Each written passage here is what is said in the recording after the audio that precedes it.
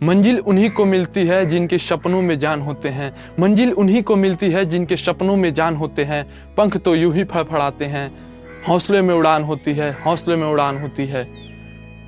नमस्कार दोस्तों, स्वागत है हमारे चैनल BHU क्लासेज में। जैसा कि आप सभी लोग पिछले कई दिनों से करते हैं, सर हिंदी का वीडियो दीजिए, हिंदी का वीडियो दीजिए, लेकिन हिंदी का वीडियो अपलोड नहीं हो पा रहा था। मुख्य कारण था कि हमने सोचा था कि पहले पॉलिटी, जियोग्राफी और जो हिस्ट्री का जो सबसे ज़्यादा क्वेश्चन पूछा जाता है, क्योंकि हिंदी जो 30 क्वेश्चन पूछा जाता है बहुत ही मोस्ट इंपॉर्टेंट टॉपिक है। लेकिन हमें जानते थे कि हम पिछले 15 से 20 दिन में हिंदी को इतना ज़्यादा हम लोग कवर कर लेंगे। टारगेट हम लोग रहेगा 30/30, 30 क्वेश्चन में 30 क्वेश्चन सही करने का हम लोग का टारगेट रहेगा। इसलिए हिंदी का वीडियो अपलोड नहीं हो पा रहा था। तो चलिए, तो आज से शुरू होता है हिंदी का वीडियो। आज से डेली बाय डेली, जब तक पूरी सिलेबस को हम लोग कवर न कर लें तब तक प्रतिदिन आपको वीडियो एक मिलता रहेगा। हिंदी का टाइमिंग यही रहेगा, 2 बजे हिंदी का वीडियो मिल जाएगा। तो इसलिए आप लोग धैर्य बनाकर अच्छे से तैयारी कीजिए। जो पहले वीडियो पढ़ा दिया गया है उसे पढ़ते रहिए। और आज शाम को स्टैटिक जीके का क्लास है, जो हमने बताया कि यूनिवर्सल क्लास चलेगा, जिससे 40 से 45 क्वेश्चन उसी से आने वाले हैं। तो उस क्लास से भी आप लोग जुड़ना ना भूलें। जल्दी बता दें, उसका टाइमिंग ग्रुप में सेंड कर दिया जाएगा। जो बच्चे चैनल को सब्सक्राइब कर लिए और नोटिफिकेशन बेल नहीं दबाए हैं दबा दें, क्योंकि अभी उस वीडियो का हमने टाइम नहीं रखा है कि कितने बजे, लेकिन जल्दी उसको अभी हम प्रीमियर करा देंगे। तो जल्दी आप उससे चैनल से, चूँकि नोटिफिकेशन आपके पास पहुंच जाए, इसलिए बेल आइकन को दबा दीजिएगा। तो उस क्लास को आपको नहीं छोड़ना है कि उसमें 40 से 45 क्वेश्चन कवर होने वाला है। स्टैटिक जीके का बहुत ही इंपॉर्टेंट क्लास होने वाला है। तो चलिए अभी इसमें बात कर लेते हैं, जिसमें जो 30 क्वेश्चन पूछे जाते हैं हिंदी के, तो हमको 30 में 30 करने के एकदम पूरी तरह से टारगेट करके चलना है। क्योंकि हम 29 सही किए थे, एक क्वेश्चन जो गलत किया था इसी में लाया हूँ कि कौन सा मैंने क्वेश्चन गलती कर दिया था, जो आप लोग से ना हो और आप लोग पूरा 120 नंबर प्राप्त करें 120 नंबर में। तो आप लोग 100% सही करें हिंदी में, क्योंकि आपके एडमिशन में सबसे ज़्यादा महत्वपूर्ण भूमिका निभाता है और सबसे आसान सिलेबस भी इसका बहुत आसान है। बस आप लोग अच्छे से पढ़ लें, अच्छे से तैयारी कर लें, तो एकदम 30 में 30 क्वेश्चन सही करके आएंगे। तो चलिए पहले देख लेते हैं कि सिलेबस क्या है हिंदी का, क्योंकि किसी भी टॉपिक को पढ़ने से पहले उसका सिलेबस जान लेना बहुत ज़रूरी होता है कि हम लोग क्या पढ़े हैं, क्या छूटा है। तो हम लोग सबसे पहले क्या पढ़ना है, इसमें पुस्तक और उसके लेखक और रचयिता का नाम पढ़ना है। जो हम लोग के 12th में कुछ, हम लोग जब यूपी बोर्ड से जो बच्चे होंगे तो 12th में पढ़े होंगे पुस्तक का नाम और उनके लेखक। तो वो एक है टॉपिक है। चूँकि एक वीडियो इस पर मिल चुका है, फिर एक नया वीडियो इस पर बन जाएगा। जब नया सत्र से शुरू हो रहा है तो नए तरह हम लोग एक नया वीडियो इसका दे देंगे। फिर उसका है छंद, अलंकार और रस पढ़ना है हमें। पुस्तक और लेखक के बाद छंद, अलंकार और रस। ये देखिए, पुस्तक और लेखक से लगभग 4 से 5 क्वेश्चन इसे पूछे जाएंगे। छंद से 1 से 2 क्वेश्चन, इसमें अलंकार से 1 क्वेश्चन, रस से एक क्वेश्चन एकदम पक्का आना ही है। जैसे दे देता है कि कौन सा छंद, कोई उदाहरण दे देगा और दे देगा निम्न में से कौन सा छंद है, दोहा है कि रोला है कि सोरठा है, तो इसे आपको दे सकता है। उसके बाद से फिर हम लोग को वर्णमाला में थोड़ा सा जानना है और वाक्य भी जानना है। इससे भी एक क्वेश्चन बन जाता है। संधि से 2 से 3 क्वेश्चन बनते हैं हर एक साल, जो सबसे आसान इजी टॉपिक है। और 2 से 3 क्वेश्चन इससे आने हैं, तो ये भी बहुत आसान टॉपिक है। आपको एक वीडियो के माध्यम से पढ़ा दिया जाएगा, तो आप लोग बिल्कुल समझ जाएंगे। जिनको संधि नहीं आता है उन्हें टेंशन लेने की कोई बात नहीं है। और बात कर लेते हैं, नेक्स्ट टॉपिक है समास। तो समास चूँकि एक दिन पढ़ा दिया गया है, यदि आप लोगों को अच्छा से नहीं समझ में आएगा तो उससे भी अच्छा पढ़ा दिया जाएगा समास जल्दी। इससे भी 2 क्वेश्चन आते हैं, जो भी बताया जा रहा है। देखिए, समास से 2 क्वेश्चन, संधि से 3 क्वेश्चन, फिर पुस्तक और लेखक से 5 क्वेश्चन, छंद, अलंकार, रस से 1 क्वेश्चन आता है। उपसर्ग और प्रत्यय से लगभग, उपसर्ग से 2 क्वेश्चन और प्रत्यय से 1 क्वेश्चन आना ही है। और ऐसे ही तत्व और तत्सम है। ये सभी जैसे जैसे आप लोग प्रैक्टिस करते रहेंगे, हम जब आपको कराएंगे तो प्रैक्टिस को पहले आपको थ्योरी समझा देंगे, फिर आपको प्रैक्टिस करा देंगे। जो भी टॉपिक चलेगा उसका सभी का यही होगा। सबसे पहले उसको थ्योरी समझा दिया जाएगा कि जो बच्चे थ्योरी नहीं जानते हैं वो थ्योरी भी जान जाएँ, फिर उसका प्रैक्टिस करा दिया जाएगा। देखिए, उपसर्ग और प्रत्यय से भी 2 से 3 क्वेश्चन पूछ लिए जाते हैं। उसके बाद है तत्सम और तद्भव। तत्सम और तद्भव से भी 2 क्वेश्चन पूछे जाते हैं। उसके बाद है पर्यायवाची शब्द।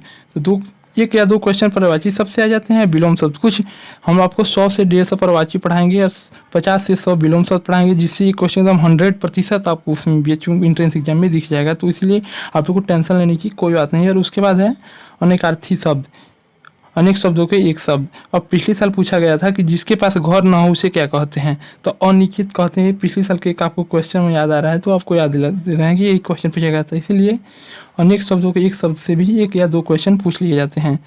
और पर्यायवाची और विलोम से भी 2-2 क्वेश्चन आ जाते हैं। तत्सम तद्भव से भी आपको बताया कि 2 से 3 क्वेश्चन आते हैं। उपसर्ग प्रत्यय से 3 से 4 क्वेश्चन पूछे जाते हैं। तो इस सभी को मिलाकर लगभग हम लोग को 9 टॉपिक कवर करना है। 9 टॉपिक को मिलाकर लगभग 30 क्वेश्चन पूछे जाते हैं। तो सबसे ज़्यादा जो उसमें क्वेश्चन का वेटेज रहता है वो पुस्तक और लेखक से 5 से 7 क्वेश्चन का वेटेज रहता है, इसलिए हम लोग इस पर ज़्यादा फोकस करेंगे और इसे 1 से 2 वीडियो में कवर कर लेंगे। क्योंकि ये आज का वीडियो तो बहुत छोटा हो जाएगा, क्योंकि आज हम सिलेबस बताएंगे और जो प्रीवियस ईयर के 10 क्वेश्चन मैंने लाए हैं, तो वो पहले 10 जो पिछले साल जो पूछा गया था 2020 में जो पेपर आया था, तो उसमें का 10 क्वेश्चन हम लोग कराने वाले हैं। चलिए तो देख लेते हैं जो प्रीवियस ईयर में क्वेश्चन पूछा गया था, जो कि 30 क्वेश्चन पूछा गया था। आज 10 क्वेश्चन करा दे रहे हैं, फिर किसी अगले दिन हम 20 क्वेश्चन करा देंगे। तो सब देखिए कितना आसान क्वेश्चन पूछा गया था, लेकिन बहुत कन्फ्यूजन वाला क्वेश्चन पूछा गया था। देखिए क्वेश्चन क्या था, दिया गया इनमें से कौन सा शब्द हवा का पर्यायवाची नहीं है। बहुत से बच्चे जाएंगे सीधे पवन देखेंगे, ट्रिक कर देंगे, जी पवन सही कर दिए हम, सही वहाँ पे सोचेंगे सही कर दिए, जब घर आएंगे पेपर फिर देखेंगे तो कहेंगे गलती कर दिए। क्यों? देखिए यहाँ पे क्या छुपा है, नहीं है। ये बहुत बच्चे नहीं देते हैं, इसलिए बारीकी से कभी देख लेना चाहिए। क्वेश्चन देखिए कितना घुमा कर पूछा गया है, बारीकी से क्वेश्चन को पढ़ना चाहिए, उसके बाद आंसर देना चाहिए। तो देखिए इसमें दिया कि इसमें से कौन सा शब्द हवा का पर्यायवाची नहीं है। तो कौन सा शब्द हवा का पर्यायवाची नहीं है? अनल। अनल मतलब क्या होता है? आग। पवन मतलब भी होता है हवा, और नील मतलब भी समीर, तीनों का मतलब हवा होता है, लेकिन जो अनल होता है उसका मतलब होता है आग। इसलिए बहुत से बच्चे इसमें भी कमेंट में भी देखिए गलत आंसर दे दिए हैं कि क्या आंसर दे दिए हैं? पवन। नहीं, तो क्या सही आंसर क्या होगा? अनल। देखिए तो नहीं का बहुत ज़्यादा आपको ख्याल रखना है पेपर में। चलिए देखते हैं दूसरा क्वेश्चन क्या पूछा गया था। उसमें दूसरा क्वेश्चन यह पूछा गया था कि इनमें से कौन सा छायावाद का कवि नहीं है। देखिए तो आप लोग फिर देखेंगे छायावाद पढ़ के गए रहेंगे, पंत निराला महादेवी मार देंगे तुरंत निराला, लेकिन वहाँ पे देखिए नहीं है पूछा है। तो कौन? मुक्तिबोध। देखिए आसान आसान बहुत ज़्यादा जो आप नॉर्मली पढ़े हुए हैं क्वेश्चन वही पूछा गया है, लेकिन बहुत से बच्चे भूल गए होंगे, काफ़ी ज़्यादा दिन हो गया। तो चूँकि जब हम लोग नेक्स्ट जो लेक्चर होगा, दूसरा लेक्चर, उसमें हम लेखक और उसके रचना को ही हम लाने वाले वीडियो हैं, तो उसमें जो जितने 50 से 60 इंपॉर्टेंट होने वाले हैं सभी को करा देंगे। आप एक जगह नोट कर लीजिएगा और प्रतिदिन उसे रिवीजन करते रहिएगा, नहीं भूलिएगा, अच्छा से क्वेश्चन आप सही कर लेंगे। देखिए उसमें से एक और क्वेश्चन आता है कि गायक का संधि विच्छेद क्या होगा। तो गायक का संधि विच्छेद जिसमें पूछा गया था क्या होगा, तो क्या गायक का संधि विच्छेद क्या होगा? गैदन अक। आपको संधि भी बहुत जल्द पढ़ा दीजिएगा, दिया आपको संधि नहीं आता है तो, और उसके साथ साथ MCQ भी करा दिया जाएगा कि समझ में भी अच्छे से आ जाए। उसके बाद से यहाँ देखिए क्या था कि आवश्यकता से अधिक धन का त्याग के लिए ठीक शब्द क्या है। आवश्यकता से अधिक धन को त्याग करने के लिए ठीक शब्द क्या है?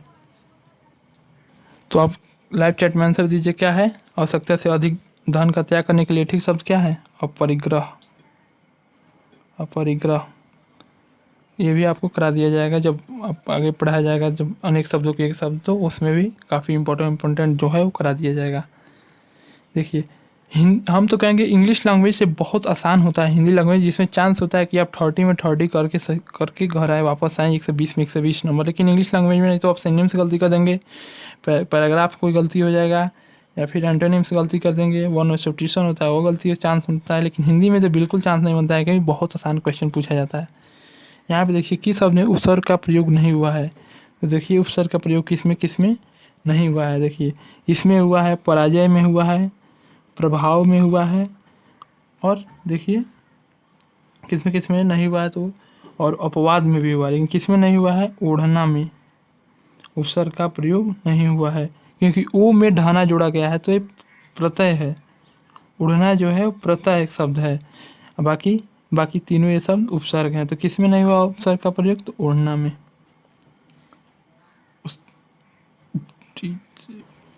चलिए उसके बाद से नेक्स्ट क्वेश्चन देख लेते हैं। देखिए समास से भी हमने बताया कि 2 क्वेश्चन पूछे जाते हैं। देखिए वो समास में पूछा गया था कि चौराहा शब्द समास है। तो चौराहा कौन सा समास है? आप लोग भी जानते होंगे, द्विगु समास। जो संख्यावाचक समास शब्द होते हैं वो द्विगु समास कहलाते हैं। देखिए उसके बाद था इसमें से कौन सा रचना ईसा अल्लाह खां की रचना है। तो ईसा अल्लाह खां की रचना सभी लोग जानते हैं, रानी केतकी की कहानी। उसके बाद था यहाँ पे थोड़ा सा कठिन पूछ दिया गया था कि प्रारंभ से अंत तक का सटीक शब्द क्या है। प्रारंभ से अंत तक का सटीक शब्द क्या है, ये पूछ लिया गया। तो क्या होता है? अद्युपांत। प्रारंभ से अंत तक का सटीक शब्द क्या होगा? अद्युपांत। देखिए 9वां जो क्वेश्चन पूछा गया था, दीर्घ संधि का उदाहरण कौन सा है। इसमें पूछा गया था कि दीर्घ संधि का उदाहरण कौन सा है, बताइए कि दीर्घ संधि का उदाहरण कौन सा है। तो इसमें दीर्घ संधि का उदाहरण कौन सा है? दैत्यारी। जब आप लोग संधि पढ़ेंगे तो जिसका उत्तर जरूर दे पाएंगे। देखिए संधि से तुमने बताया कि 2 क्वेश्चन एकदम आते हैं। तो एक ये पूछा गया था दीर्घ संधि का, और एक ऊपर हमने पढ़ा है गायक का संधि विच्छेद पूछा गया था। और देखिए नीचे जो हमने क्वेश्चन गलत किया था, जो मेरा 29 सही था 30 में, तो एक क्वेश्चन मैंने गलत किया था। वो क्वेश्चन है यही क्वेश्चन था जो मैं सही नहीं कर पाया था। इसमें मार दिया था मैंने सवैया। क्या पूछा गया था, देखिए कबीरदास की साखी में किस छंद का प्रयोग हुआ है। तो कबीरदास की जो छंद साखी छंद है उसमें किस छंद का प्रयोग हुआ है साखी में, तो दोहा का। हमने मारा था सवैया का, वही गलत हो गया था मेरा। नहीं तो 30 में 30 मेरा भी सही हुआ होता। लेकिन आप लोगों का टारगेट क्या है, 30 में 30 सही करने का टारगेट है। तो आप लोग अच्छी से तैयारी कीजिए, हम आपकी तैयारी करा भी रहे हैं। तो जैसा कि हमने बताया है कि 9 टॉपिक जो है, जिससे हम लोग 9 टॉपिक से जो 30 नंबर पूछे जाते हैं, यही वो 9 टॉपिक है। इसी से 30 नंबर पूछे जाएंगे। तो इसे हम लोग अच्छे से 8 से 9 दिन में कवर कर लेंगे। तो इसलिए आप लोग भी अच्छे से स्टडी करते रहिए, ताकि जो भी पढ़ाया जाए उसे देखते रहिए। इसे रिलेटेड बुक में भी जाकर पढ़िए, ताकि आपका भी स्टडी अच्छा रहे और हम लोग 30 में 30 प्राप्त करें इस साल। हम लोग का मिशन यही है कि हिंदी में 30 में 30 करना है। और फिर कल एक नेक्स्ट वीडियो मिलेगा, वो वीडियो रहेगा पुस्तक और लेखक पे। हम 50 से 60 इंपॉर्टेंट लेखक का नाम और उनकी रचना को लाएंगे, आप लोग के सामने बताएंगे, और आप लोग उसे नोट कर लीजिएगा, फिर उसे अच्छे से याद कर लीजिएगा। तो चलिए, वीडियो देखने के लिए बहुत बहुत धन्यवाद। शाम को स्टडी जी का वीडियो आने वाला है। अभी टाइम हमने नहीं बताया है, क्योंकि आप जब आप चैनल सब्सक्राइब किए होंगे तो आप नोटिफिकेशन आपके पास तुरंत ही चला जाएगा। चलिए, बहुत बहुत धन्यवाद।